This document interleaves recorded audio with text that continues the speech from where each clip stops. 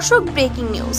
বিয়ে করলেন আজ ক্রিকেটার 152 গতিতে বোলিং করা বাংলাদেশের বোলিং গতির দানব নাহিদ রানা।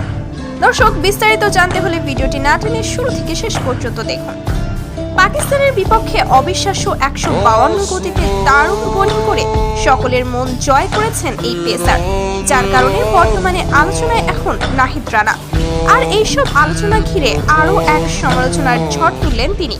আজ নাহিদের তার ফুফাতো বোনের সঙ্গে তাদের দুজনের ঘরোয়াভাবে বিবাহের কাজটি সম্পন্ন হয়। দর্শক, 2024 সালের মার্চে তিনি শ্রীলঙ্কার বিপক্ষে সিরিজের জন্য বাংলাদেশের টেস্ট ক্রিকেট দলে প্রথমবারের মতো ডাক পান। 22 মার্চ 2024 তারিখে শ্রীলঙ্কার বিপক্ষে বাংলাদেশের হয়ে তার টেস্ট অভিষেক হয়। পাকিস্তান সফরে দ্বিতীয় টেস্টের দ্বিতীয় ইনিংসে টানা 152 কিলোমিটার প্রতি ঘন্টা বেগে বল করেন তিনি, যা আন্তর্জাতিক ক্রিকেটে কোনো বাংলাদেশি পেসারের দ্বারা নিক্ষিপ্ত দ্রুততম বল ছিল না। এর আগে কোনো বাংলাদেশি বোলার 150-এর কোটা ছুঁতেই পারেনি, যেটা শুধু পেরেছেন এই নাহিদ রানাই।